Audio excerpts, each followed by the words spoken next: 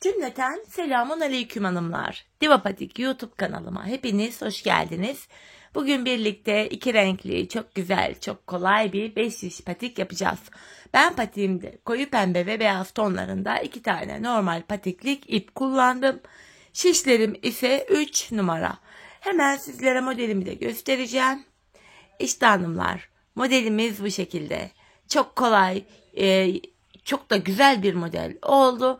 5 şiş patiğe yeni başlayacak olan hanımların da tercih edebileceği hoş bir patik. Hemen tabanımızı da gösteriyorum. Patiğimizin kenarları bu şekilde. Topuk kısmı yine böyle gizli kesim. Model bu. Bu patik benim elimin ölçülerine göre 37, 38 ve 39 numara ayaklar için uyumlu oldu hanımlar. Hemen patiğimize başlayalım. Her zaman olduğu gibi burun kısmından 12 ilmek olarak patiğimize başlıyoruz. İkinci ilmeğim 3, 4, 5, 6, 7, 8, 9, 10, 11 ve 12. 12 ilmeğimi attım. Şimdi geri dönüyoruz hanımlar. Geri döndüğümüzde şöyle yakından bakalım, arka yüzdeyiz. Bu aşamada ilk kenar ilmeğimi örmeden alıyorum. İlk sıramızda arka yüzde ilmeklerimizin hepsini ters olarak örüyoruz.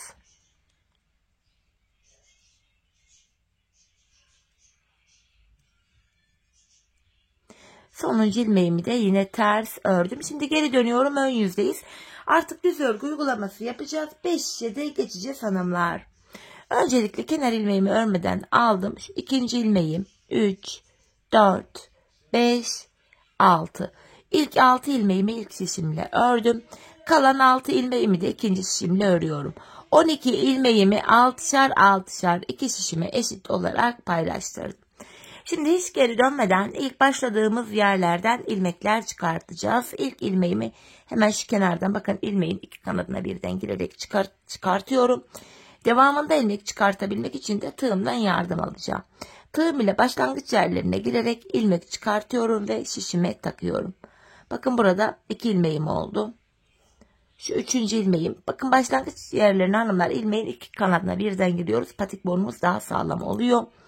4 ilmek oldu. 5 ve 1 ilmek daha çıkartıyorum. 6. Şimdi bir 6 ilmek daha çıkartacağım. Onu da 4. şişime takacağım. Şu 1. ilmeğim, 2. ilmeğim, 3. ilmeğim,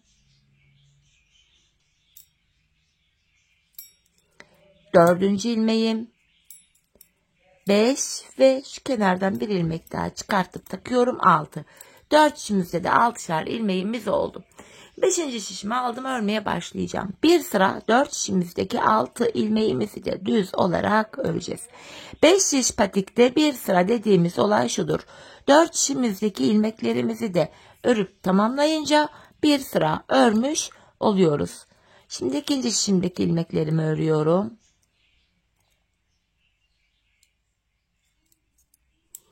Üçüncü şişime geldim. Şimdi de 3. şişimdeki ilmeklerimi örüyorum. Boş olan şişimiz ile sıradaki şişteki ilmekleri örüyoruz. Dolana dolana örüyoruz hanımlar 5 şiş patiği. 4. şişime geldim. Yine buradaki 6 ilmeğimi de düz olarak örüyorum. Bir sırayı tamamladık hanımlar. Geldik yine ilk şişimize. Artırma işlemi yapacağız artık.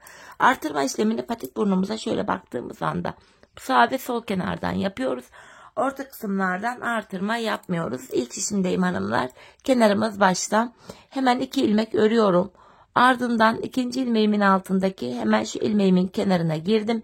Ve buradan aldığım ilmeğimi düz olarak örüyorum. Kalan 4 ilmeğim düz örülüyor. Böylece birinci şişimde 7 ilmeğim oldu. İkinci şişime geldim. Kenarımız baktığımızda şu sol tarafta. Son 2 ilmeğim kalana kadar öreceğim. Kenardan artırmamı yapacağım. Bakın sondan 2. ilmeğimin altındaki hemen şu ilmeğimin kenarına girdim ve buradan aldığım ilmeğimi düz ördüm. Son 2 ilmeğimi de düz örüyorum. Burada da 7 ilmek oldu. 3. şişimdeyim. Kenarımız başta. 2 ilmek örüyorum. Şu 1, şu da 2. Ardından 2. ilmeğimin altındaki hemen şu ilmeğimin kenarına girdim ve Buradan aldığım ilmeğimi de düz ördüm. Kalan 4 ilmeğim düz örülüyor. Hanımlar ilk 3 şişimizde 7'şer ilmeğimiz oldu. 4. ve sonuncu şişimdeyim. Kenarımız solda. Son 2 ilmek kalana kadar öreceğim. Ve sondan 2. ilmeğimin altındaki şu ilmeğimin kenarına girdim. Buradan aldığım ilmeğimi de düz örüyorum. Kalan 2 ilmeğim düz örülüyor. Böylece 4 şişimizde de 7'şer ilmeğimiz oldu. Bir sıra artırma yaptık. Şimdi bir sıra artırma yapmayacağız. 4 şişimizdeki 7 ilmeği de düz olarak öreceğiz. 5 diş patik burnunda bir sıra artırma yaparken bir diğer sırada ilmeklerimizi düz örüyoruz. Sebebi şu. Her sıra artırma yaparsak şayet patik burnu bir anda açılma yapar ve hoş bir görüntü olmaz. 2. şişimdeki ilmeklerimi de ördüm. 3 ve 4. şişimdeki ilmeklerimi de yine düz artırma yapmadan öreceğim. Bu düz ilmeklerimi örerken sizlere artırma işlemini kısaca tekrar etmek istiyorum. Artırma işlemini 1. ve 3. şişimizde ilk 2 ilmeği ördükten sonra yapıyoruz. 2. ve 4. şişimizde de son 2 ilmek kalana kadar örüp öyle artırıyoruz. Evet hanımlar, 4. şişimdeki ilmeğimi de ördüm. Bir sıra düz ördük. Şimdi tekrar artırma zamanı. İlk şişimdeyim. Kenarımız başta. 2 ilmek öreceğim. Ardından 2. ilmeğimin altındaki şu ilmeğimin kenarına giriyorum ve buradan aldığım ilmeğimi de düz ördüm. Kalan 5 ilmeğim düz örülüyor. Böylece ilk şişimde 8 ilmeğim oldu. 2. şişime geldim. Kenar sol tarafta. Son 2 ilmeğim kalana kadar örüp artıracağım. Bakın sondan 2. ilmeğimin altındaki hemen şu ilmeğimin kenarına girdim ve buradan aldığım ilmeğimi de düz ördüm. Kalan 2 ilmeğim düz örülüyor. 2. şişimizde de 8 ilmeğimiz oldu. 3. şişime geldim. Kenarımız başta. 2 ilmek örüyorum. 1, 2. Ardından 2. ilmeğimin altındaki şu ilmeğimin kenarına girdim. Buradan aldığım ilmeğimi de düz ördüm. Kalan 5 ilmeğim düz örülüyor. İlk 3 şişimizde 8'er ilmeğimiz oldu. 4. ve sonuncu şişime geldim. Burada da hanımlar kenarımız sol tarafta. Son 2 ilmeğim kalana kadar öreceğim. Kenardan artırmamı yapacağım. Bakın sondan 2. ilmeğimin altındaki şu ilmeğimin kenarına girdim. Buradan aldığım ilmeğimi de düz örüyorum. Kalan 2 ilmeğim düz örülüyor. 4 şişte de 8'er ilmeğimiz oldu. Şimdi bir sıra 4 şişimizdeki 8 ilmeğimizi de düz öreceğiz. Sonraki sıra artıracağız. Düz öreceğiz, artıracağız. Bu şekilde patik burnunu tamamlayacağız. Hanımlar, ben bu patiğimde her bir şişimde 14'er ilmeğim olana kadar artırmamı yaptım. Modelimi korudum.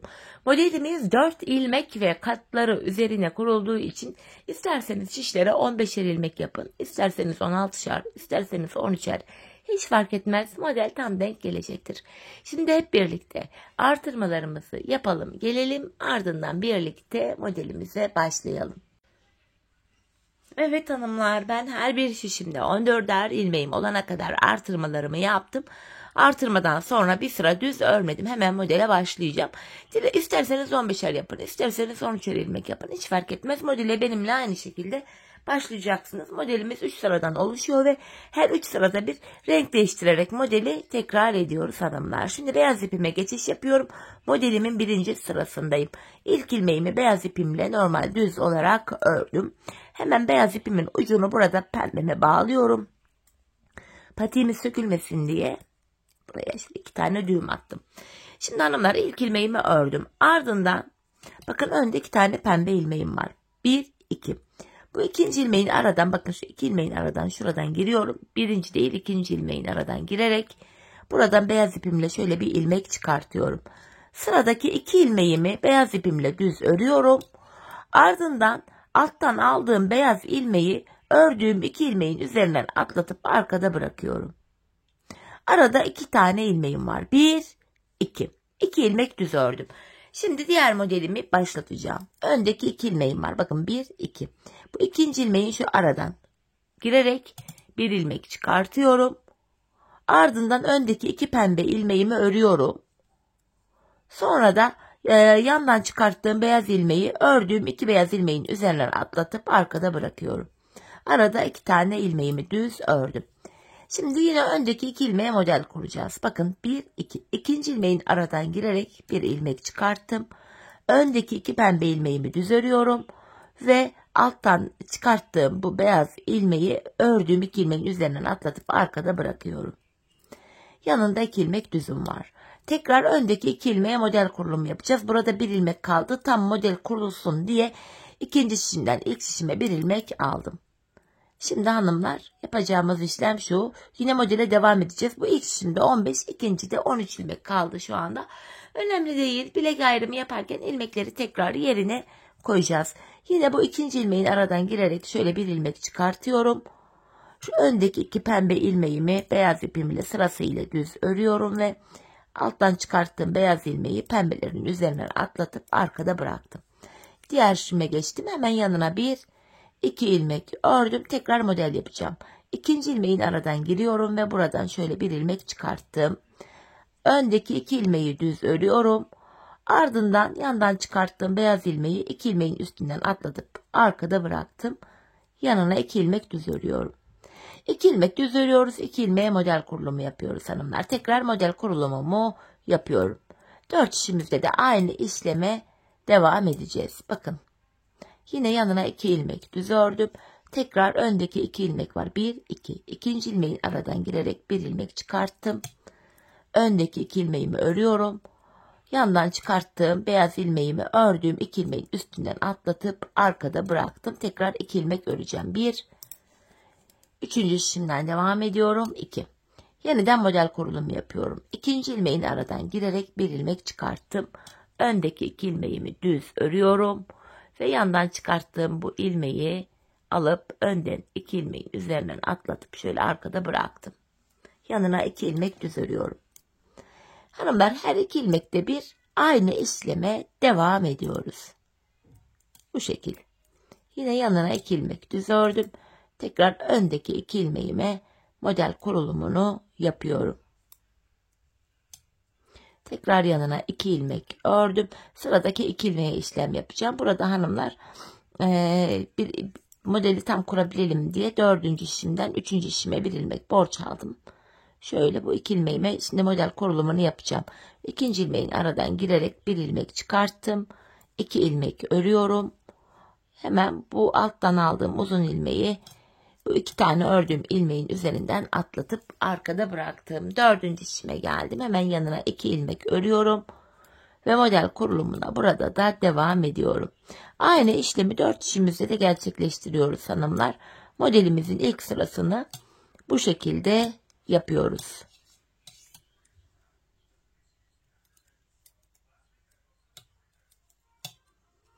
Ve son kez bakın öndeki 2. ilmeğin aradan girerek 1 ilmek çıkarttım. Buraya 2 ilmek örüyorum. Öndeki pembe 2 ilmeği alttan aldığım ilmeği ördüğüm 2 ilmeğin üzerinden atlatıp sonuncu ilmeğimi de düz ördüm. Şimdi benim her bir şişimde 14'er ilmeğim vardı. Bu şekilde yaptım. 15 ilmek yapanların bir model fazlası olacak. 13 ilmek yapanların da bir ilmek eksiği olur. Yani bir model eksiği olacak hanımlar. Bir model fazla, bir model eksik, öyle ilerliyor. Şimdi modelimizde 2. sıradayız. 3 sıra beyaz ipimizi, 3 sırada renkli ipimizi kullanacağız. Bu sıramızda hanımlar model yaptığımız ikili ilmeğimiz vardı. Bu ikili ilmeğim bakın 1, 2. Şimdi bu ikili ilmeğimin ilkini ilmekleri yer değiştirerek öreceğim. İlkini alıyorum, sağındaki ilmekle yer değiştiriyorum. Bu model kurulumu yaptığım ilmeğim önden gelecek şekilde, bu ilk ilmeğim de arkadan gelecek şekilde yer değiştirdim. Sırasıyla ilmeklerimi düz örüyorum. Tekrar model yaptığım ikinci ilmeği de solundaki ilmekle yer değiştireceğim. Bu model yaptığımız ilmekler önden gelecek şekilde ön yüzde olacak. Diğer ilmekler de arkada olacak. Yer değiştiriyoruz ve ilmekleri sırasıyla düz örüyoruz. Böylece hanımlar bakın ilk modelimi buraya oluşturdum. Gördüğünüz gibi ilk desenim burada kendini gösterdi. Şimdi diğerlerini yapacağız. Bakın burada bir ilmek var. Bir de burada ikili ilmeğim var. Bu ikili ilmeğimin, modelli olan ikili ilmeğimin ilkini önden gelecek şekilde, hemen bu sağındaki ilmekte arkadan gelecek şekilde yer değiştirdim. Sırasıyla düz ördüm. Bakın şu modelli ikinci ilmeğim var. Bunu da solundaki ilmekle yer değiştiriyorum. Önemli olan model kurulumu yaptığımız ilmekler önden gelecek şekilde, sağ ve sollarındaki ilmekler de arkadan gelecek şekilde yer değiştiriyoruz. Ve yer değiştirdiğimiz ilmekleri sırasıyla düz örüyoruz. Bakın yine burada da yer değiştirme işlemini yaptım. İlmeklerimi ördüm. Bakın şu ikinci ilmeğim var. Bunu da solundaki ilmekle şöyle yer değiştiriyorum. Şöyle sırasıyla ilmeklerimi örüyorum. Yeniden bakın, burada bir ilmeğim var. Bu da model yaptığım ilmeğim var. Bu ilmekle ikisini yine yer değiştirdim. Tekrardan burada bir ikinci ilmeğim var. Bunu da hemen yine dördüncü şişimden ikinci şişimden ilk şişime bir ilmek alıyorum. Çünkü modeli tam yapalım diye. Sonrasında bu ilmekleri tekrar bilek ayrımında yerli yerine koyacağız. Modelli olan ilmeğim önden gelecek şekilde, solundaki ilmek de arkadan gelecek şekilde yer değiştirdim ve ilmeklerimi sırasıyla ördüm. Bakın hanımlar, modelimiz de şu anda ortaya çıktı, ilk modelimiz. Bakın kendini model burada baya gösterdi. Şimdi bir diğer şişime geçtim. Burada da aynı işleme devam edeceğim. Bakın model yaptığımız ikili ilmek. Bu ilmekleri sağındaki ve solundaki ilmeklerle yer değiştirerek örüyoruz. Şöyle. Bakın. Şeklimiz böylece ortaya çıkıyor. İlk sırada 2 ilmek üzerine model kurulumu yapmıştık. Aralara da 2'şer ilmek düz örmüştük. Aralardaki 2'şer ilmeklerle model kurulumu yaptığımız ilmekleri yer değiştirerek örüyoruz ikinci sıramızda. İkinci şişimdeki modelimi de yine tamamladım. Üçüncü şişime geldim hanımlar. Burada da yine aynı modeli tekrar edeceğim. İlmekleri yer değiştirerek örüyorum. Bu şekilde.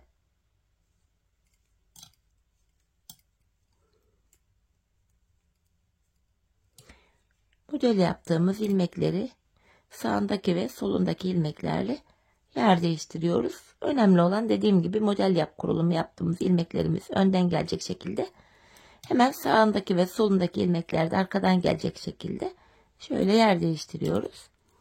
Yer değiştirdiğimiz ilmeklerimizi sırasıyla düz örüyoruz. Bakın yine burada bir ilmeğim var. Bir de model yaptığım ilmeğim var. Bu ilmeğim önden gelecek şekilde, sağındaki de arkadan gelecek şekilde yer değiştirdim ve ilmekleri sırasıyla düz ördüm. Şu ikinci ilmeğim var. Bunu da yer değiştirme işlemini kolay yapalım diye dördüncü şişimden üçüncü şişime bir ilmek borç verdim. Sonra bu ilmeklerimi şöyle birbiriyle yer değiştiriyorum. Şöyle ilmeği yarım aldım, düzelteyim. Bu ilmeklerimi sırası ile düz örüyorum. Diğer şişime geçtim, son şişim. Burada da yine ilmeklerimi yer değiştirerek örüyorum. Şöyle. Model kurulumumuz bu kadar hanımlar. 2 sırada model kurulumu yapıyoruz. Birazdan 3. sıramıza geçeceğiz. 3. sıramızda ilmeklerimizi normal düz olarak öreceğiz.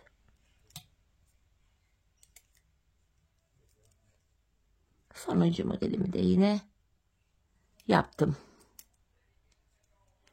Evet hanımlar, şu an 2. sıramızı tamamladık. Geldik 3. sıramıza, beyaz ipimizle son sıramız bu. Bu sıramızda hanımlar yapacağımız işlem şu: ilmeklerimizin tamamını düz olarak örüyoruz. Hepsini düz örüyoruz hanımlar. Bu şekilde, dediğim gibi, 3 sıradan oluşan modelimizdi. Modelimizin ilkini beyaz ipimizle yaptık.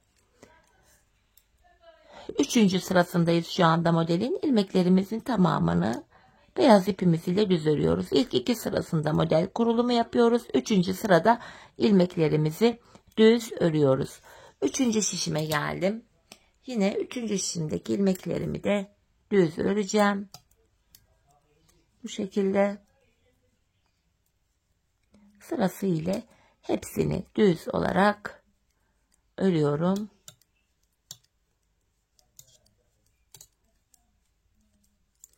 Bu şekilde hanımlar 3. şişimizi de tamamladık. Şimdi 4. şişimize geçiyoruz. 4. şişimizde de yine ilmeklerimizi düz olarak örüyoruz. Böylece 3 sıradan oluşan ilk modelimizi tamamlamış olduk. Sonuncu ilmeğimi de ördüm. Şimdi hanımlar 2. modele geçeceğiz. Renk değişikliği yapacağız. 3 sıra beyaz ipimizi kullandık. 3 sırada pembeyi kullanacağız. Yine modelimizde ilk sıradayız. Başlangıç yerine geri geldik. İlk modeli nasıl yaptıysak ikinciyi de Pembe ipimizle aynı şekilde yapacağız. İlk modelimizi örerken ilk ilmeğimizi düz örmüştük. Ardından bakın önde 2 ilmeğim var beyaz. İkinci ilmeğin aradan girerek bir ilmek çıkartıyorum. Öndeki 2 beyaz ilmeğimi düz ördüm. Aradan çıkarttığım ilmeğimi bu 2 ilmeğin üzerinden atlatıp arkada bırakıyorum. Aralara 2 ilmek örüyoruz. Diğer modeli kuruyoruz hanımlar. İkinci ilmeğin aradan ilmek çıkarttım. Öndeki 2 beyazı örüyorum ve aradan çıkarttığım ilmeği bu 2 ilmeğin üzerinden atlatıyorum. Yine arada 2 ilmeğimiz var. Devam ediyoruz. Öndeki 2 ilmeğimin aradan ilmek çıkarttım. Bu 2 ilmeğimi düz örüyorum ve aradan çıkarttığım ilmeği 2 ilmeğin üzerinden atlattım. Araya 2 ilmek örüyorum. Yeniden öndeki 2 ilmeğin ikinci ilmeğin yanından ilmek çıkarttım. Sırasıyla bu 2 ilmeğimi örüyorum ve yandan çıkarttığım ilmeği 2 ilmeğin üzerinden atlatıp arkada bıraktım. Tekrar 2 ilmek düz öreceğim. Birini ördüm. İkinci şişimden devam ediyorum. Şu ikinci ilmeğim. Bakın alttaki modelle aynı hizadan modelimizi yapıyoruz. Tek fark şu, renk değiştirdik. Yine bakın 2 ilmek ördüm. Ve aradan aldığım ilmeği 2 ilmeğin üzerinden atlatıp arkada bıraktım. 2 ilmek düz örüyorum. Yeniden aynı modele devam ediyoruz hanımlar. İkinci modelimizde ilk sıradayız. Her 3 sırada bir renk değiştirerek aynı modeli tekrarlıyoruz. Şu şekilde yine aradan ilmek çıkarttım. Öndeki 2 ilmeğimi örüyorum. Şu da ikinci ilmeğimi kaçırdım. Tekrar yapayım hanımlar. Aradan şöyle bir ilmek çıkartıyorum. Öndeki 2 beyaz ilmeğimi örüyorum. Aradan çıkarttığım ilmeğimi 2 ilmeğin üzerinden attım. Tekrar 2 ilmek öreceğim. Üçüncü şişimdeyim. Şu ikinci ilmeğim.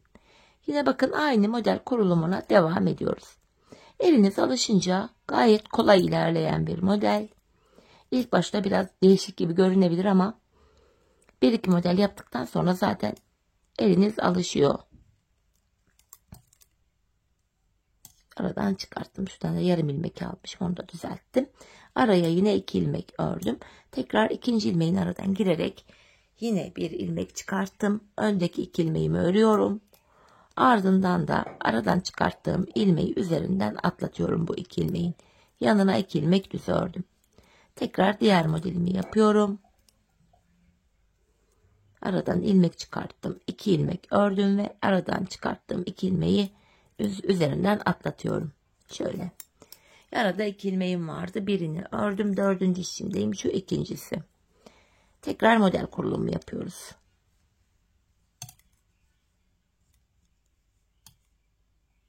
Şöyle.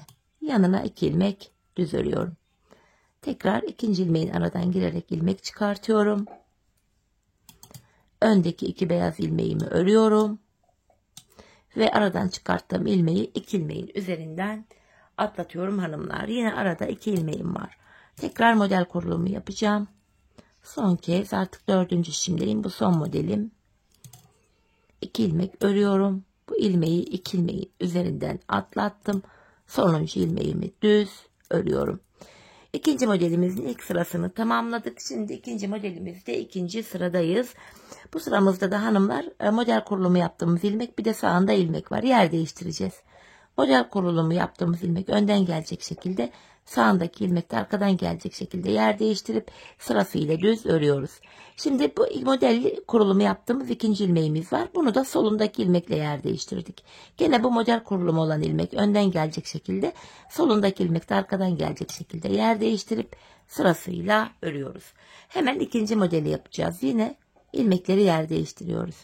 İlk modelde olduğu gibi burada da önemli olan model kurulumu yaptığımız 2'şer ilmek önden gelecek şekilde, aralardaki ördüğümüz 2'şer düz ilmek de arkadan gelecek şekilde ilmekleri yer değiştiriyoruz ve sırasıyla yer değiştirdiğimiz ilmeklerimizi düz örüyoruz hanımlar. Bakın ikinci modelimiz de kendini gösterdi. Zaten ördükçe model kendini gösteriyor. Bu şekilde ilk işindeki sonuncu modelimi de yapıyorum. Sırasıyla yer değiştirdim. İlmeklerimi düz ördüm. Gördüğünüz gibi bakın hanımlar. İkinci modelde olduktan sonra model biraz daha kendini göstermeye başladı. Şimdi ikinci işimizden yine model kurulumuna devam ediyoruz. Yine ilmeklerimi yer değiştirerek öreceğim. Diğer ilmeğimi de solundaki ilmekle yer değiştirerek düz olarak örüyorum ardından ilmeklerimi. 4 dişimizde de aynı işlemi tekrar ediyoruz hanımlar.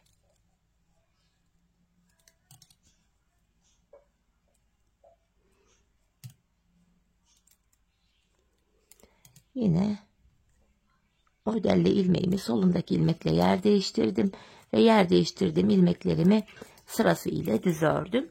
3. işime geldim. Burada da yine ilmeklerimi yer değiştirerek örüyorum. Bu 2. ilmeğimi de solundaki ilmekle yer değiştirdim. Sırasıyla yer değiştirdiğim ilmeklerimi düz örüyorum. Hemen diğer modele geçiyoruz.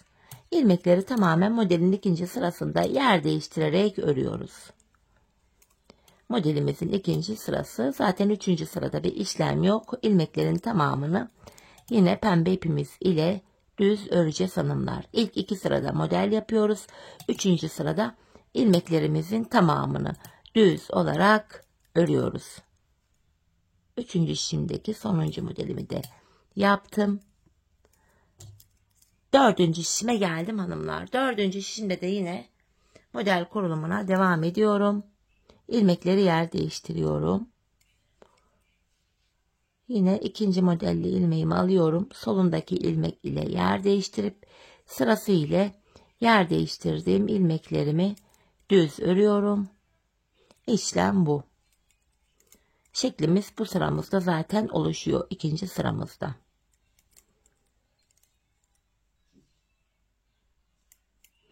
Evet hanımlar, 4. şişimdeki sonuncu modelimi de yaptım.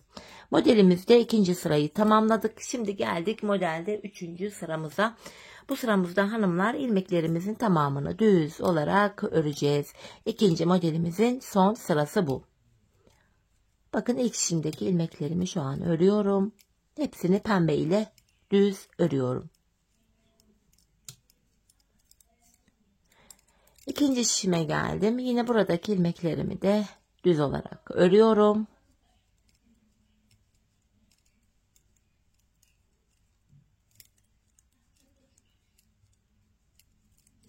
Üçüncü şişime geldim hanımlar. Yine buradaki ilmeklerimi de aynı şekilde düz örüyorum. Düz örgü buralar, hızlıca geçiyorum. Sırasıyla hepsini örüyorum.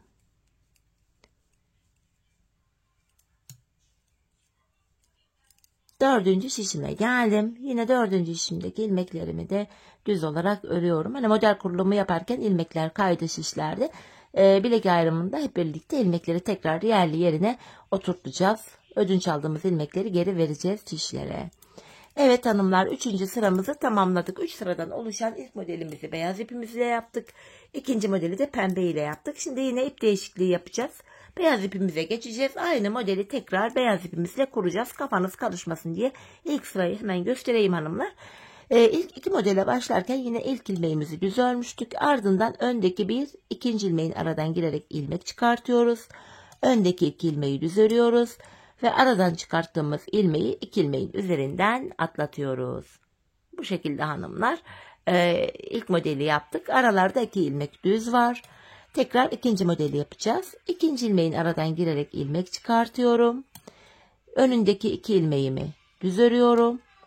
Ve aradan çıkarttığım ilmeği bu 2 ilmeğin üzerinden atlatıp arkada bırakıyorum. Yanına tekrar 2 ilmek düz ördük. Yeniden 2. ilmeğin aradan girdim. Öndeki 2 ilmeği düz örüyorum. Aradan çıkarttığım beyaz ipi arkada bıraktım. Yanına 2 ilmek düz örüyorum. Bu şekilde hanımlar model kurulumunu aynı yapıyoruz. 3. modele geldik. Her 3 sırada bir renk değişikliği yaparak aynı modeli kuruyoruz. Şöyle 3. modeli de başlattık. Modelimizin hepi topu bundan ibaret hanımlar. Ben bu patiğimin ön bölümüne toplamda sayalım. Beyazdan başlayarak sayıyorum. 1, 2, 3, 4, 5, 6, 7, 8, 9. 9 tane model kurulumu yaptım. 9. sonuncu modelimi zaten beyaz ipimle yaptım. Sonuncu modelim bittikten sonra da hanımlar bilek ayrımına geçtim. Hani ben 9 model yaptım ama sizler bu aşamada patiğinizi örerken bir ayağınıza ölçün, deneyin. Siz belki 8 model yapacaksınız, tam gelecek. Belki 10 model yapacaksınız, tam gelecek. Bu tamamen ölçülere göre değişiklik gösterebilir.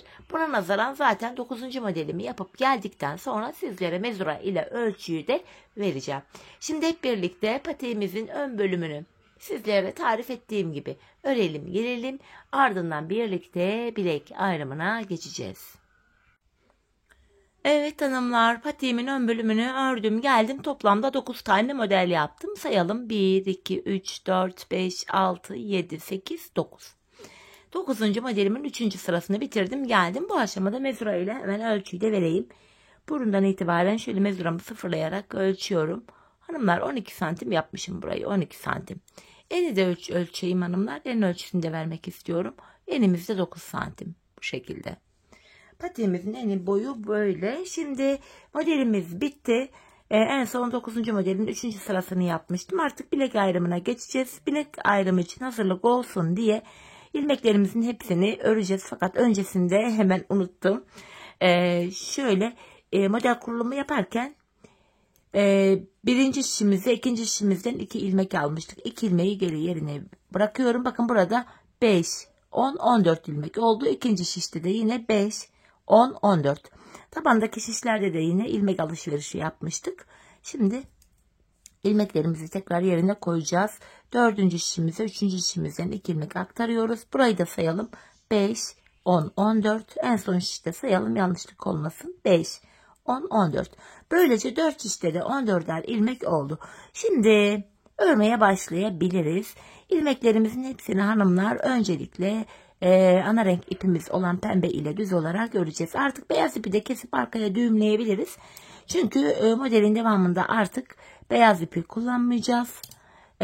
Pembe ipimizle devam edeceğiz. Bakın ilk şişimdeki ilmeklerimi ördüm. Şimdi hanımlar 4 şişimizdeki ilmekleri de 2 sıra boyunca, 2 sıra derken 4 şişimizi bir kere öreceğiz pembe ile, sonra bir daha dolanacağız. Bu şekilde 2 sıra örelim gelelim. Evet hanımlar, 2 sıra boyunca ilmeklerimi düz olarak ördüm ve geldim. Şimdi bilek ayrımını yapacağız. Öncelikle hanımlar ilk şişimdeyim. İlk şişimde ilmeklerimi son bir ilmeğim kalana kadar düz olarak öreceğim.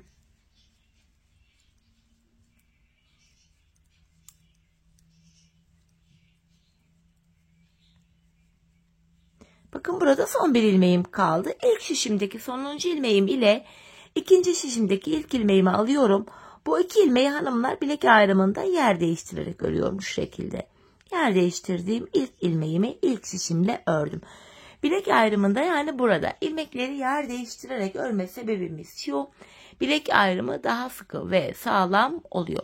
Patiğimizin kenarlarına geçtik hanımlar. Ben bu kenarlarına 7'şer ilmek haroşa ördüm. Örgümüzün hem ön hem arka yüzünde düz örgü örünce haroşa oluyor. Hem ön hem arka yüzde ters örgü örünce yine haroşa oluyor. Ben örgümüzün her iki tarafında da düz örgü örerek haroşalarımı elde ediyorum. Öncelikle ilk şişimdeyim. Kenardaki ilk 7 haroşa ilmeğimi düz örüyorum. Birinci ilmeğim 2, 3, 4, 5, 6, 7. 7 haroşamı düz ördüm. Şimdi patiğimizin arka bölümüne geçtik. Şu anda ön yüzdeyim. Devamında gelen ilmekleri de yine düz öreceğim. Patiğimizin arka bölümünde ön yüzde düz örgü, arka yüzde de ters örgü uygulaması yapacağız. Bilek ayrımı yaptığımız yere kadar öreceğiz. Ardından geri döneceğiz.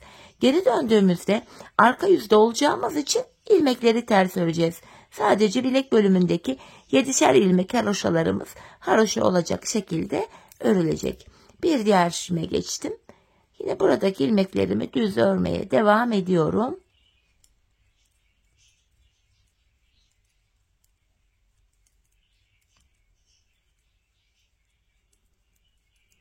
Son şişime geldim. Burada da yine ilmeklerimi düz örüyorum. Bilek ayrımı yaptığımız şişimiz burası. Bakın son 7 ilmek kaldı. Bu 7 ilmek haroşa. Haroşalarımı düz örüyorum. Bilek ayrımına geldik. Bilek ayrımına kadar örüyoruz, geri dönüyoruz. Örüyoruz, geri dönüyoruz. Şu anda geri döndüm. Ben sonuncu ilmeklerimi ördüğüm için ilk ilmeğimi örmeden alıyorum. Hanımlar, kenar ilmeğimle birlikte toplam 7 ilmek haroşam düz olacak. Şu ikinci ilmeğim. 3, 4, 5, 6, 7. 7 ilmeğim oldu. Bakın ön yüze bir diş haroşa düştü. Devamında gelen diğer ilmeklerimi de arka yüzde olduğum için ters olarak örüyorum. Patiğimizin arka bölümünde yapacağımız işlem bundan ibaret. Bilek ayrımına kadar öreceğiz, geri döneceğiz, öreceğiz, geri döneceğiz. Ön yüzde isek eğer ilmeklerimizi düz öreceğiz. Arka yüzde isek eğer de ilmeklerimizi ters olarak öreceğiz. Sadece kenarlardaki 7'şer ilmek haroşamızı haroşa olarak örmemiz gerekiyor. Bir diğer şişime geçtim. Yine buradaki ilmeklerimi de ters olarak örüyorum.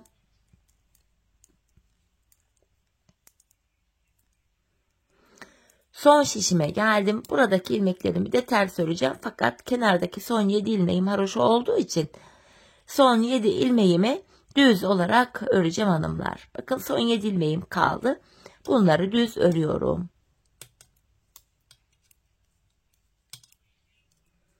Bilek ayrımına geldik. Yeniden geri dönüyoruz. Yapacağımız işlem bu.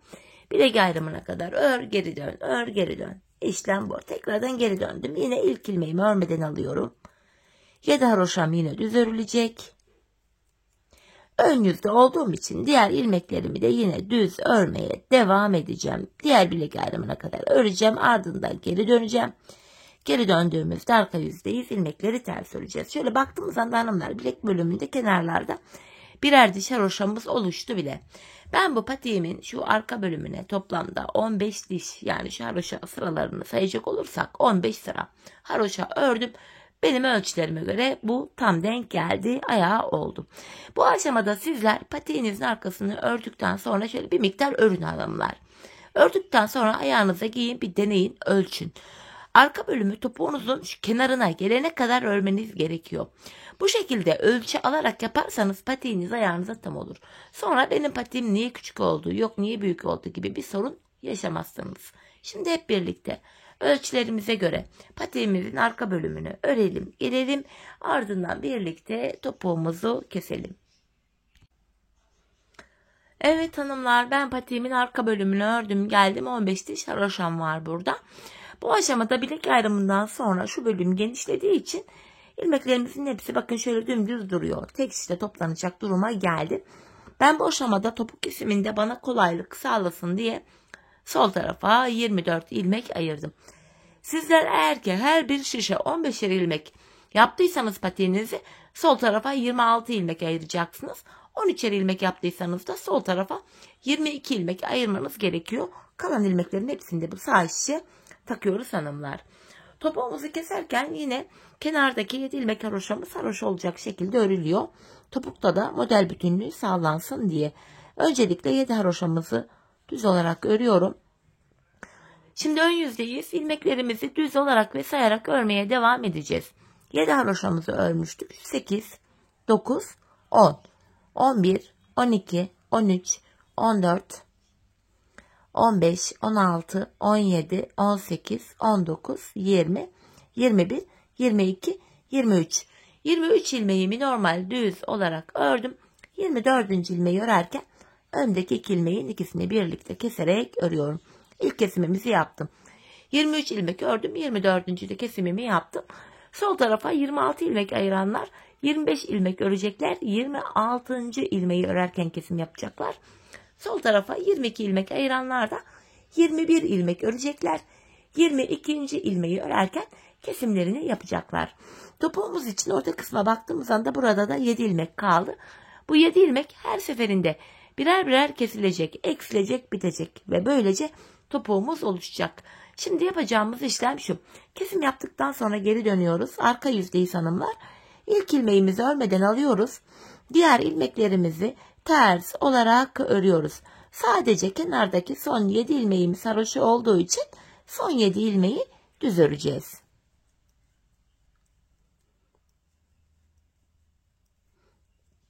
Son 7 ilmeğime geldim. Haroşalarımı düz olarak örüyorum. Geri döndük yeniden. Ön yüzdeyiz. Bir önceki sırada yaptığımız işlemin aynısını yapacağız. Yani ben 23 ilmek öreceğim. 24. de kesim yapacağım. Sol tarafa 22 ayıranlar 21 örecekler. 22. ilmekte kesim yapacaklar. Sol tarafa da 26 ilmek ayıranlar 25 ilmek örecekler. 26. da kesimlerini yapacaklar. Kesim böyle devam edecek. Öncelikle 7 haroşamı öreceğim. 4, 5, 6, 7. Ön yüzdeyim. Devamında gelen ilmekleri de sayarak ve düz olarak örmeye devam edeceğim. 7 haroşamı örmüştüm. 8, 9, 10, 11, 12, 13, 14, 15, 16, 17, 18, 19, 20, 21, 22, 23 ilmek ördüm. 24. de öndeki 2 ilmeği kesiyorum. İkinci kesimimi yaptım. Bir önceki sırada arada 7 ilmeğimiz vardı. Şimdi baktığımızda 1 ilmek eksildi. 6 ilmek kaldı. Şimdi yine yapacağımız işlem şu: kesimden sonra geri döneceğiz. Arka yüzde ilmekleri öreceğiz. Ön yüzde yine 23 öreceğim. 24. de kesimimi yapacağım. Biz bu kesme işlemine arada kalan 6 ilmeğimiz bitene kadar devam edeceğiz hanımlar.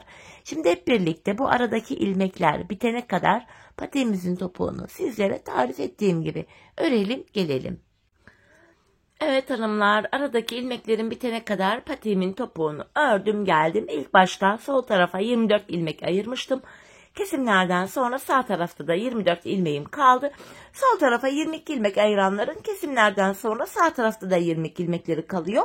Sol tarafa 26 ilmek ayıranların kesimlerden sonra sağ tarafta da 26 ilmekleri kalıyor hanımlar. Bu aşamada patiğimizin düz tarafı içeride, ters tarafı da dışarıda olacak şekilde ikiye katlıyoruz. Ben tığ ile kolay kesim yapabildiğim için tığımı aldım. İlk kesimim şöyle. Benden taraftaki şişten 1 ilmek, ikinciden de 1 ilmek aldım. İkisini topluyorum. Diğer kesimlerim de şöyle olacak. Benden taraftaki şişten 1 ilmek, ikinciden de 1 ilmek alıyorum. İkinci ilmeği ilkinin içinden geçirdim. Tığımdaki ilmekleri topluyorum. Benden taraftaki şişten 1 ilmek, ikinciden de 1 ilmek aldım. İkinci ilmeği ilkinin içinden geçirdim. Tığımdaki ilmekleri topluyorum.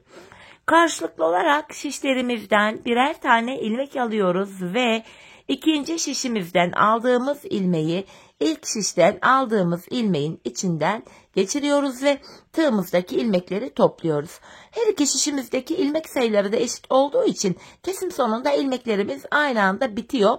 Ayrıca her iki patiğimizin topuğu da aynı yöne, aynı şekilde kesiliyor hanımlar. Topuk yönü aynı tarafta oluyor. Zaten gizli kesim olduğu için izi bile belli olmuyor. Gizli kesim yapıyoruz. Bu şekilde kalan ilmeklerimizi de aynı şekilde keselim gelelim. Evet hanımlar, ilmeklerimi kestim. Son birer ilmeğim kaldı. Bu aşamada önce benden taraftaki ilmeğimi, sonra da ikinci şişimdeki ilmeğimi tığıma aldım. Şişlerimiz de bu aşamada boşa çıktı. Tığımdaki 3 ilmeğin 3'ünü birden topluyorum. Buraya 2 tane sıkı bir zincir çekip ipimi kesiyorum. Böylece patiğimizi bitirdik. Hemen bu ipimizin ucunda gizleyeceğim. Model kurduğumuz beyaz ipimizin de hanımlar uçlarını video aralarında böyle gizledim. Patiğimizin içindeki ipuçlarını mutlaka gizleyelim. Patiğimizin içi dışı tertemiz görünsün. Şöyle. Hemen bakalım topuğumuza. İşte hanımlar, topuğumuzun görüntüsü bu. Ayağı giyince şu şekilde duruyor. Bakın izi bile belli değil. Çok şık, çok temiz bir görüntüsü oluyor. Hanımlar, patiğimizi bitirdik. Görüntü itibariyle patik bu. Hemen bir de manken ayağıma giydireyim. Bir de patiğimizi ayağımızda görelim. Çok şık, kıpır kıpır, harika bir model oldu. Yapılışı da gayet kolay. Ben çok beğenerek, severek yaptım. Umarım sizler de benimle birlikte patiğinizi beğenerek, severek yaparsınız. Evet hanımlar, şöyle patiğimi de giydirdim. Şöyle bir düzelteyim.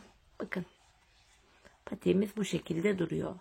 Kenarları, diğer kenarı, tabanımız, yanları ve topuğu böyle. Bakın, esneklik payı da gayet güzel. Ayağı sarıyor. Hoş bir model oldu. Evet hanımlar, yine birlikte güzel bir modelin daha sonuna geldik. Umarım sizlere faydalı, hoş bir video olmuştur. Yeni modellerde, yeni videolarda buluşmak dileğiyle. Şimdilik hoşça kalın, sağlıcakla kalın.